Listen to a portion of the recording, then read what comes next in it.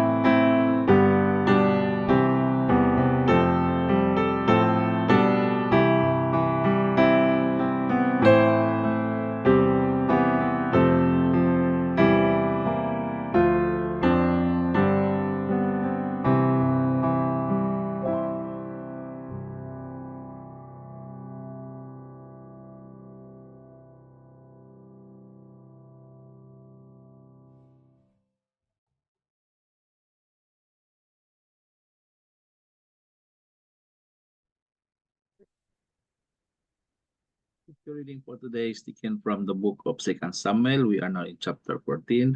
We will read from verses 1 to 33. Absalom returns to Jerusalem. Second Samuel chapter 14, verse 1.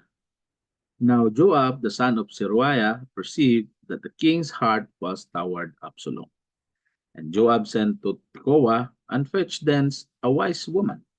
and said unto her, I pray thee, feign thyself to be a mourner, and put on her mourning apparel, and anoint not thyself with oil, but be as a woman that had a long time mourned for the dead. Verse 3. And come to the king and speak on this manner unto him. So Joab put the words in her mouth. And when the woman of Tekoa spake to the king, she fell on her face to the ground, and did obeisance, and said, Help, O king. And the king said unto her, What aileth thee? And she answered, I am indeed a widow woman, and mine husband is dead. And thy handmaid had two sons, and they two strove together in the field, and there was none to part them. But the one smote the other, and slew him. And behold, the whole family is risen against thine handmaid. And they said, Deliver him that smote his brother, that we may kill him for the life of his brother whom he slew, and we will destroy the ear also. And so they shall quench my coal which is left, and shall not leave to my husband neither name nor remainder upon the earth. Verse 8. And the king said unto the woman, Go thine house, and I will give charge concerning thee. And the woman of Tekoa said unto the king, My lord, O king, the iniquity be on me, and on my father's house. And the king and his throne be guiltless. And the king said, Whosoever set oath unto thee, bring him to me, and he shall not touch thee any more. Then said she, I pray thee, let the king remember the Lord thy God, that thou wouldest not suffer the revengers of blood to destroy any more, lest they destroy my son. And he said, As the Lord liveth, there shall not one hair of thy son fall to the earth. Then the woman said, Let thine handmaid, I pray thee, speak one word unto my lord the king. And he said, Stay on. And the woman said, Wherefore then hast thou thought such a thing against the people of God? For the king doth speak this thing as one which is faulty, in that the king doth not fetch home again his banished. For we must needs die, and are as water spilled on the ground, which cannot be gathered up again. Neither doth God respect any person. Yet doth he devise means that his banished be not expelled from him. Now therefore that I am come to speak of his thing unto my lord the king, it is because the people have made me afraid. And the handmaid said, I will now speak unto the king. It may be that the king will perform the request of his handmaid. For the king will hear to deliver his handmaid out the hand of the man that would destroy me and my son together out of the inheritance of God. Then thine handmaid said, The word of my lord the king shall now be comfortable. For as an angel of God, so is my lord the king to discern good and bad. Therefore the Lord thy God will be with thee. Then the king answered and said unto the woman, Hide not from me, I pray thee, the king, that I shall ask thee. And the woman said, Let my lord the king now speak. And the king said, Is not the hand of Joab with thee in all this? And the woman answered and said, As thy soul liveth, my lord the king, none can turn to the right hand or to the left from oath that my lord the king hath spoken. From thy servant Joab he bade me, and he put all these words in the mouth of thine handmaid. to preach about his form of speech, hath thy servant Joab done this thing. And my Lord is wise, according to the wisdom of an angel of God, to know all things that are in the earth. And the king said unto Joab, Behold, now I have done this thing. Go therefore, bring the young man Absalom again. And Joab fell to the ground on his face and bowed himself, thanked king. And Joab said, Today thy servant knoweth that I have found grace in thy sight, my lord, O king. In the king, in that the king hath fulfilled the request of his servant. So Joab arose and went to Geshur, brought Absalom to Jerusalem. And the king said, Let him turn to his own house, and let him not see my face. So Absalom returned to his own house, and saw not the king's face. But in Israel there was none to be so much praised as Absalom for his beauty. From the sole of his foot even to the crown of his head, there was no blemish in him. And when he pulled his head, for it was at every year's end that he pulled it, because the hair was heavy on him, therefore he pulled it, he weighed the hair of his head at 200 shekels after the king's weight.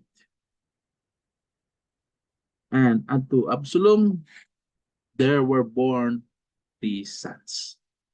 One daughter whose name was Tamar. She was a woman of a fair countenance.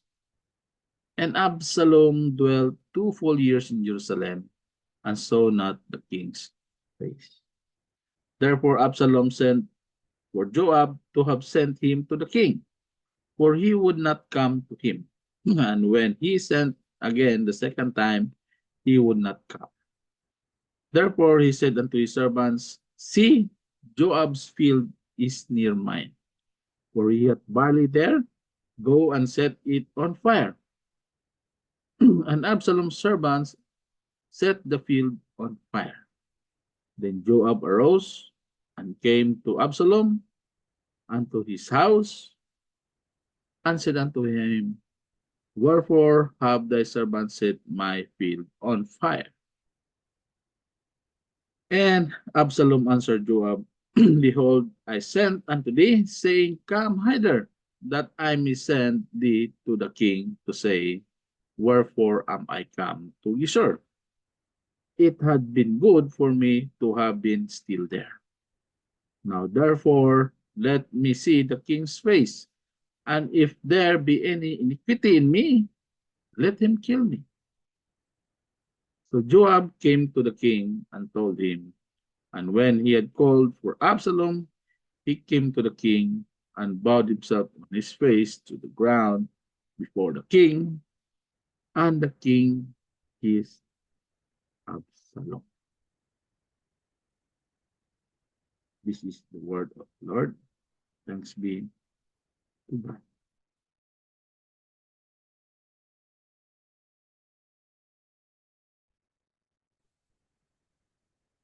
Let all bow down our heads, brothers and sisters, for our intercessory prayer for today. Father in heaven, Lord God, we will come to you, Lord.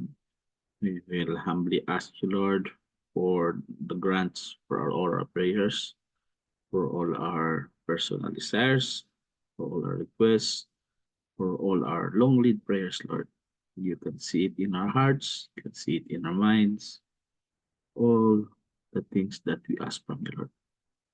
We pray, Lord, that in due time, in your will, in your time also, all the prayers that we ask from you, Lord, will be granted.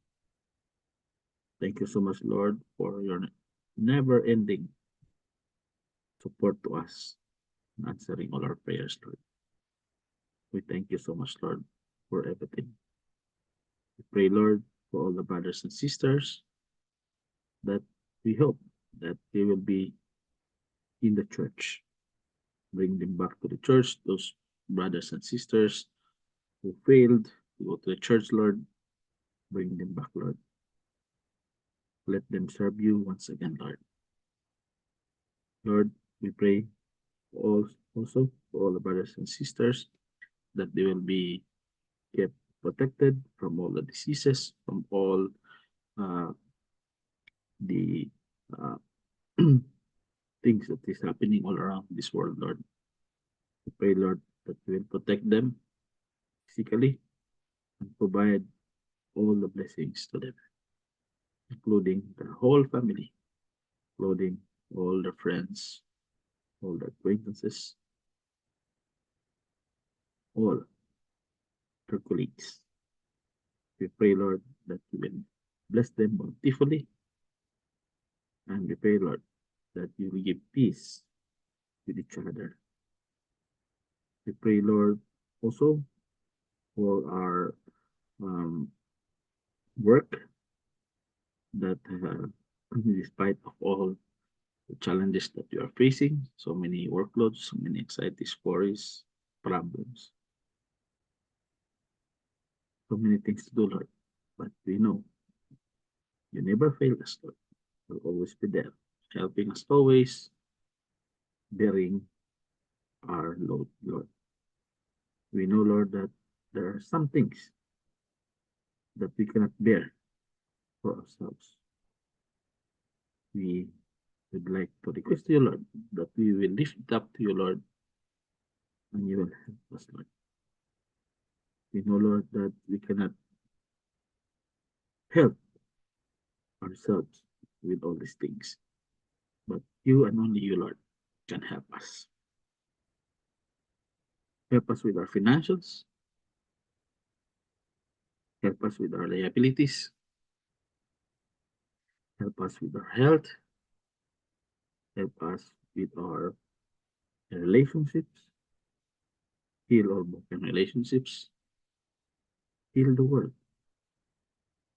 heal the war, heal the differences, all these politics so happening all around us, Lord. We pray, Lord, for world peace. We pray, Lord, for um, happiness. We pray, Lord, for the protection of our family, the success of our family, the success of our business, the success of our jobs, success of our careers, and all our endeavors, Lord. You are the only one who can help us in this life, Lord. You are the only one. Thank you so much, Lord, for being there with us as always. Thank you, Lord. This we ask. In Jesus' name, amen. All right, brethren, now we will proceed to the preaching for today. Thank you so much once again.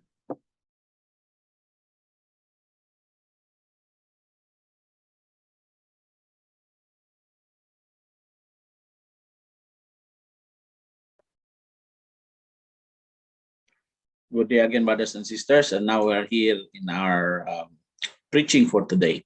And this preaching is titled Hope for the Hopeless. So many of us think that they don't have hope anymore in this life, especially if they are having some deep problems. They are thinking that there's no hope. There's no more hope. Also, those who was having broken relationships, telling there's no more hope that we can fix this, something like that. It's all about hopelessness. That's what people think nowadays, that there's no more hope. So many of our people today think there's no more hope. Maybe because they don't know the Lord. So there's no hope. That's why they're thinking. But in God, there is always a hope. Right? There's always hope. So many verses in the Bible that we can read, there's always hope. So if you're not a true Christian, you will feel like there's no more hope. But if you are a Christian, Whatever problems will come, either very deep problems, very difficult problems, the difficult problems in the world, all of these have hope to be resolved, right? So, the title for this preaching is Hope for the Hopeless, right? Hope for the hopeless, right? So, our text is taken from Mark 5:21 to 43, right? So, we will read it later. But before we start, let's have a short prayer. Let's bow our head. Our Father in heaven, Lord God, welcome here in the part that we're going to listen to the preaching for today, Lord, and that you will use me, Lord, as a channel of your communication, Lord, that I may be able to give the true message that you want us to know, Lord, about hope. Thank you so much, Lord, for being here with us today, for being in the midst of us. This we ask in Jesus' name. Amen. All right. This is what I've said.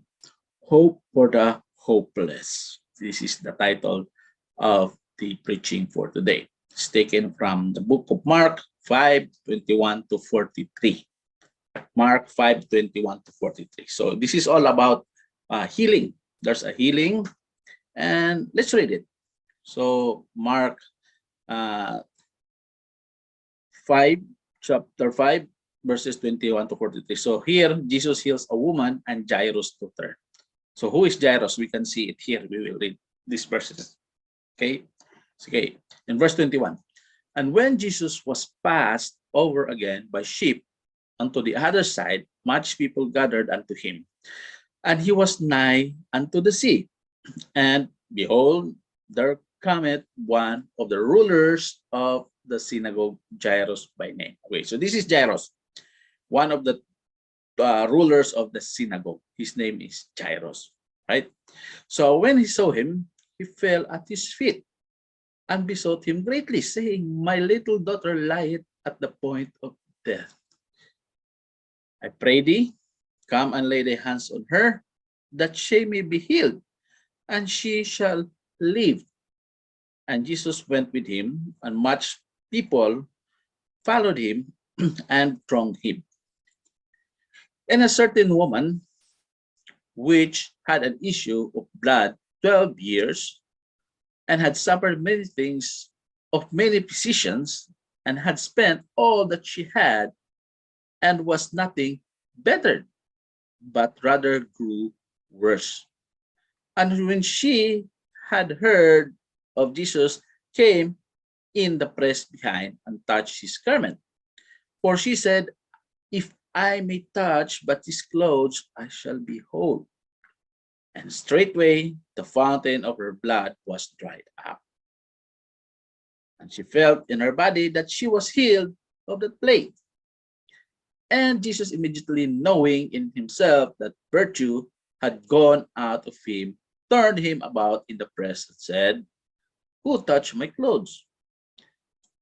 And his disciples said unto him, Thou seest the multitude thronging thee, and sayest thou, Who touched me? And he looked round about to see her that had done this thing. But the woman, fearing and trembling, knowing what was done in her, came and fell down before him and told him all the truth. Right. And he said unto her, Daughter, thy faith had made thee whole. Go in peace and be whole of thy plague. While he yet spake, there came from the ruler of the synagogue's house certain which said, Thy daughter is dead. Why troublest thou the master any further? As soon as Jesus heard the word that was spoken, he said unto the ruler of the synagogue, Be not afraid, only believe. And he suffered no man to follow him, save Peter and James and John, the brother of James. And he cometh to the house of the ruler of the synagogue and said, The tumult, and them that wept and wailed greatly. So, and when he was come in, he said unto them, Why make ye this ado and wept? The damsel is not dead, but sleepeth. And they laughed him to scorn. But when he had put them all out, he taketh the father and the mother of the damsel, and them that were with him, and entered in where the damsel was lying. And he took the damsel by hand and said unto her, Talita Kumi, which is being interpreted, Damsel, I say unto thee, arise. Straightway the damsel arose and walked, for she was of the age of 12 years. And they were astonished with a great astonishment. And he charged them straitly that no man should know it, and commanded that something should be given her to eat. Right? So this is the verses where Jesus heals those who are hopeless. They are hopeless. But see, in Jesus, there's always hope. So here, we can find that Jesus was in Galilee at the seashore of Capernaum. The first few verses that we have read, he was in the seashore. He was in the seashore nearby the Sea of Galilee and near Capernaum. And a great multitude of people were gathered around him, following him and pressing in on him. There are a multitude of people there. So the crowd included the critical, the resentful scribes is there also. The Pharisees also are there. The curious, the uncommitted, and the genuine seekers and disciples. It's mixed. It's mixed. But all types of people are there. Right. So that is the setting. So these passages that we have read, it raises more issues than we cover in one message. But let's look. I want to look at this as the incident under three headings. Okay. The first heading is the realities of life. Second heading is the hope for the hopeless. And the third heading is help for the helpless. Realities of life, right? First heading, the realities of life, right? So I was going to call this section as the iniquities life, iniquities. So you should know, brothers and sisters, that if you have not noticed that life is not fair. Life is not fair. It's truth. Life is not fair. So the person we are introduced to is the man named Jairus. It's what we have read in the verses. The man named Jairus. And who is Jairus? Jairus, he was a synagogue official. Okay? Right? He is a synagogue official, probably the chief official based on the language used. So as he is a chief, synagogue official, and he was moral, God-fearing man who was respected by his community. So that's the type of person Jairus is, right? And also, he was a family man. He was a family man, as what we have read. He had a daughter. He had a wife and a 12-year-old daughter. So you should take note that he had only one daughter. It's one and only daughter that he had. So more than likely, the daughter was a daddy's girl. So he was a daddy's girl, a daughter that brought great joy into Jairus' life. Of course, same as us, our kids is our joy. Our kids is our joy. So when time comes, there's one day that her daughter feel ill. Okay, Jairus' daughter feel ill. And take note that That's what I've said. This is the only daughter, and you love her so much. And this is the joy of Jairus. And suddenly became feel ill. And nobody can stop the progress of the illness until she appeared to be at the point of dying. So that's difficult. That's difficult, brothers and sisters, that Jairus' daughter, the only joy of the family, is dying, right? So Jairus suddenly found his happy, well-ordered life interrupted from one life's realities and the possibility or a certainty of death. So he was still happy that time, but suddenly he was interrupted by all these things. This is the realities of life. That's what I'm telling, the realities of life. He just suddenly interrupted with all these things that her daughter is dying and facing the possibility of death. Right? So that's Jairus. And there's one also, as what we have read. There's also second person there. That second person is that woman. The second person we encounter is a nameless. It does not say in the Bible. There's no name there who she is. But we know she is poor. He is unfortunate woman. And she had been dealing with his problems, his physical problems for 12 years. Keep on bleeding. He has a bleeding problem. This woman that came to Jesus. Okay? So note here we have two people. For 12 years, live in two different worlds. Okay? So here, this woman, she had a hemorrhage of blood, right? That drained her physically and financially. So what we have read there. She's always going to the doctor, to the physicians, but it get worse. So she had endured much at the hands of many physicians and was not helped at all, but rather had grown worse. It grew worse even.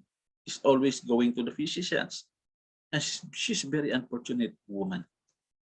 Okay, so the Jewish woman's life revolved around her family, her home, her social circle, and religion. But a woman with an ongoing flow of blood during this time especially was considered unclean. During these times, when you have this ongoing flow of blood, you are considered unclean because they believe you are a great sinner. And anyone, take note, and anyone and anything that she touched became unclean also. That's what they believed before for this woman, right? So if this is the case, she could no longer live in her home with her family and husband. So hard. Her life is so hard. She cannot live anymore in her home with her husband and her family. She could no longer mix with her friends, of course.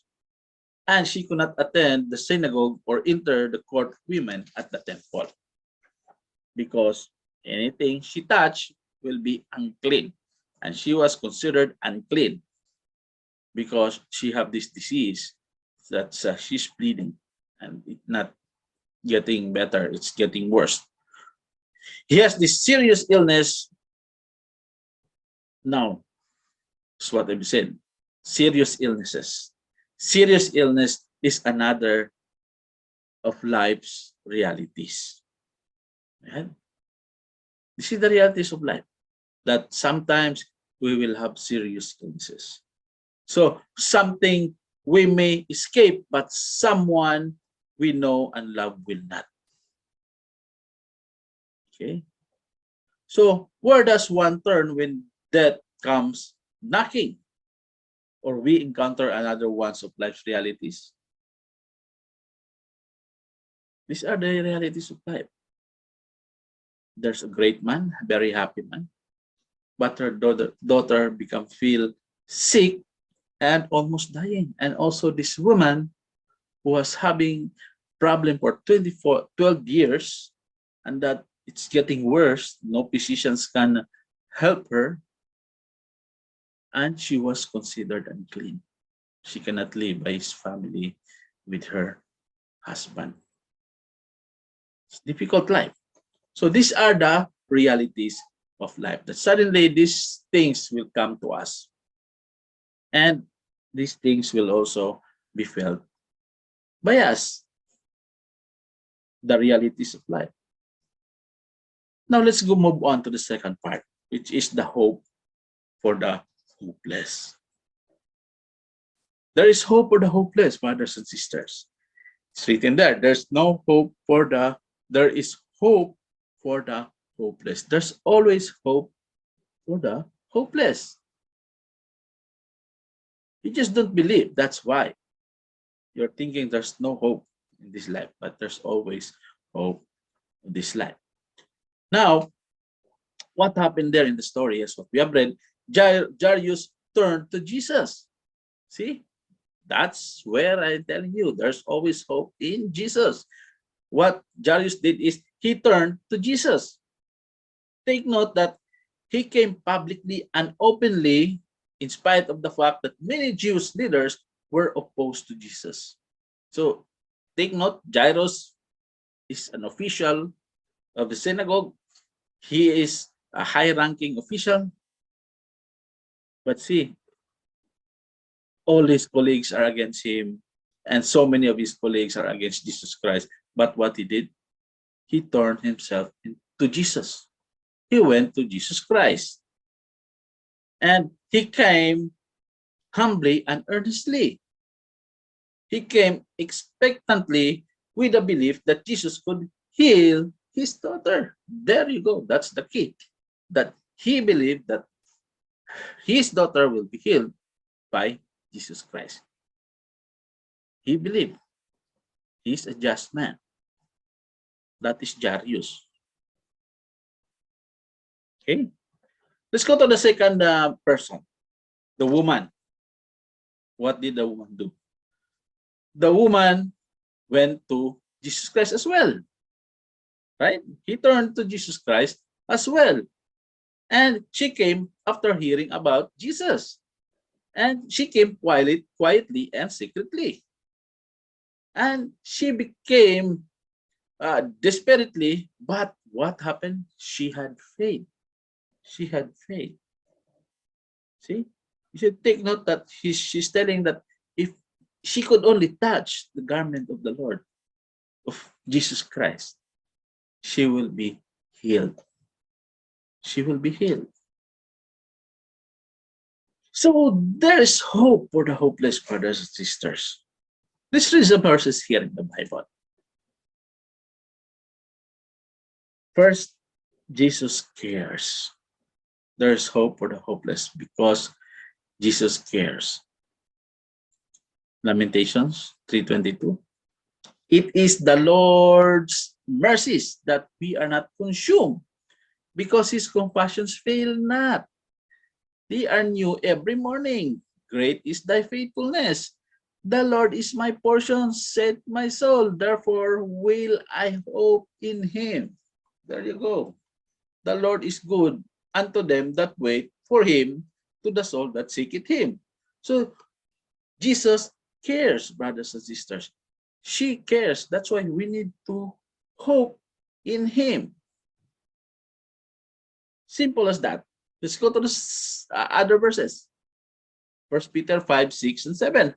Humble yourselves, therefore, under the mighty hand of God, that he may exalt you in due time, casting all your care upon him, for he cared for you. That's what I'm telling. Jesus cares. He cared for you.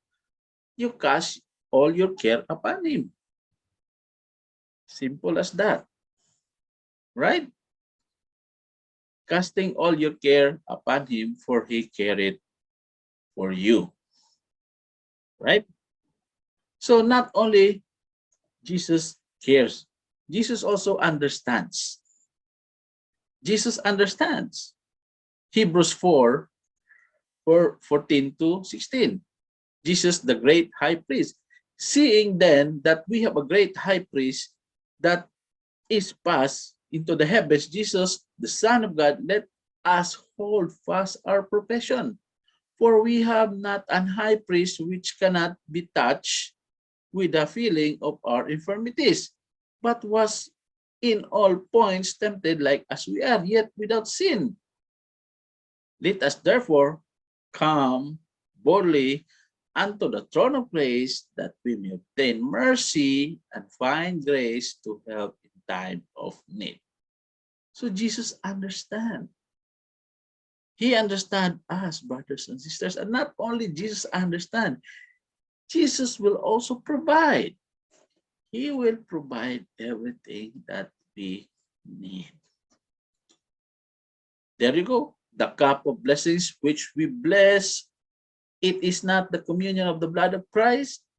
The bread that we break, it is not the communion of the body of Christ.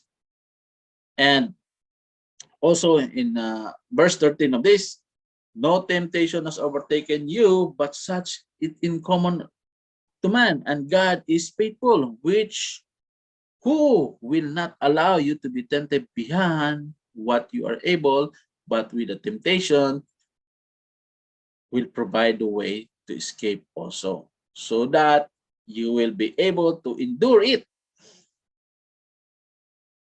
You will be able to endure it, brothers and sisters. We will be able to endure it with Jesus Christ. That's another verse. And there's another verse here, 2 Corinthians 7 to 10. And let's read this one. Unless I should be exalted above measure through the abundance of the revelations, there was given to me a thorn in flesh, the messenger of Satan, to buffet me, lest I should be exalted above measure. For this thing I besought the Lord thrice, that it might depart from me. And he said unto me, my grace is sufficient for thee, for my strength is made perfect in weakness. Most gladly, therefore, I rather glory in my infirmities, than the power of Christ may rest upon me. Therefore, I take pleasure in my infirmities. Take pleasure in our infirmities, our difficulties, in reproaches, in necessities, in persecutions, in distresses for Christ's sake. For when I am weak, then I am strong. Right? So there's always hope for the hopeless. Okay? Hope for the hopeless. And the last one, third part, is the help for the helpless. Help for the helpless. So Jesus not only offers hope, brothers and sisters, but he also provides help in every circumstances and situations of life. Philippians 4:10 to 14. Help for the helpless. But I rejoice in the Lord greatly that now at the last your care of me hath flourished again, wherein ye were careful, but ye lack opportunity. Not that I speak in respect of want, for I have learned in whatsoever state I am, therewith to be content. I know both how to be abased, and I know how to abound. Everywhere and in all things I am instructed both to the full and to be hungry, both to be abound and to suffer need. I can do all things through Christ which strengtheneth me. Notwithstanding, ye have well done that ye did communicate with my affliction. Verse 13, I can do all things through Christ when strengthened me. Okay? So here, Jesus demonstrates that his power to help is without limits. Right? Is without limits.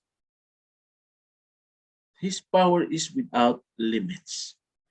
So in calling attention to the woman and that what had happened to her, Jesus provided Jairus with a visible demonstration of his power. Visible demonstration of his power. Take note of that. And thus prepared him for the news he was about to receive.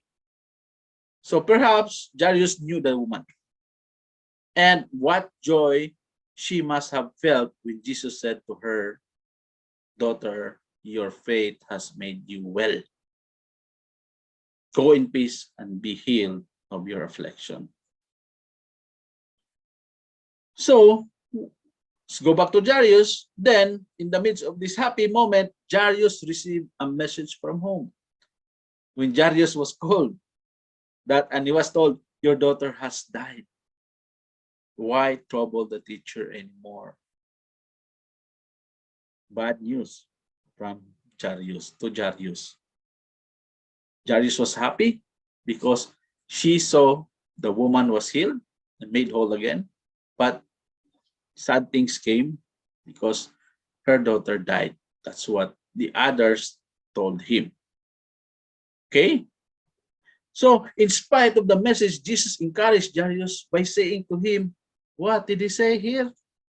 In Mark 5:36, as soon as Jesus heard the word that was spoken, he said unto the ruler of the synagogue, "Be not afraid, only believe." So this is where we lack, but that's why we always feel hopeless in this life, because we are afraid and we don't believe.